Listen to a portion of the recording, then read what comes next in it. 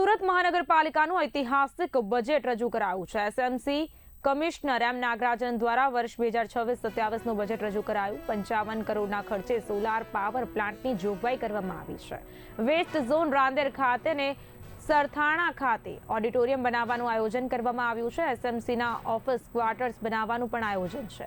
વર્ષ 2026-27નું 10,000 કરોડથી વધુનું બજેટ છે। વિશ્વ કક્ષાએ પ્રથમ ક્રમાંકે સુરતને લઈ જવાની યોજના હાથ ધરવામાં આવશે। ટુરિઝમ ક્ષેત્રે સુરતને ટુરિઝમ હબ બનાવવાની દિશામાં તૈયારી હાથ ધરાશે। સાથે સાથે વિકસિત ગુજરાત 2047ને ધ્યાનમાં રાખીને સુરતમાં વિકાસના કાર્યોની જોગવાઈ કરવામાં આવી છે। 1500 જેટલા રિચાર્જ રેઇન વોટર હાર્વેસ્ટિંગનું આયોજન છે। સફાઈ બાબતે ડ્રેનેજ સફાઈમાં અદ્યતન મશીનરી દ્વારા સફાઈની જોગવાઈ છે, તો વ્હીકલ મેન્ટેનન્સ માટે પોલિસી બનાવવાની યોજના છે। ગત વર્ષની જેમ આ વર્ષે પણ 1500 ઘરોમાં મેલેરિયા મોનિટરિંગનું કામ થશે।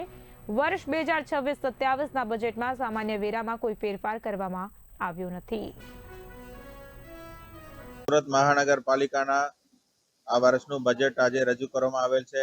એમાં 10,593 કરોડનું આ જોગવાઈ કરવામાં આવેલ છે અને ફર્સ્ટ ટાઈમ જે છે આવો મોટી એક રકમના બજેટ એસએમસી તરફથી રજૂ કરવામાં આવી રહેલ છે।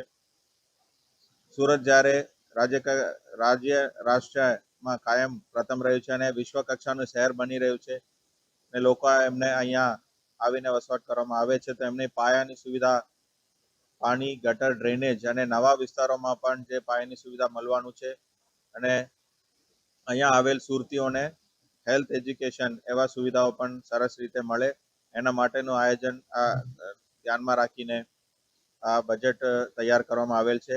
એની અંદર સ્લમ ફ્રી સિટી છે, ડર્ટ ફ્રી સિટી છે અને અફોર્ડેબલ હાઉસિંગ, દરેકને ઘર મળે, રહેવાનું સુવિધા મળે, એના માટેનું પણ ખાસ ધ્યાન રાખવામાં આવેલ છે અને આવતા જે નવા પેઢી છે એમને ડેવલપ કરવા માટે શિક્ષણના જે સુધારો કરવાનો છે એ પણ ધ્યાનમાં રાખવામાં આવેલ છે અને સ્લમ વિસ્તારમાં રહેતા લોકો માટેનું મોબાઈલ ક્લિનિકનું પણ આ બજેટમાં સમાવેશ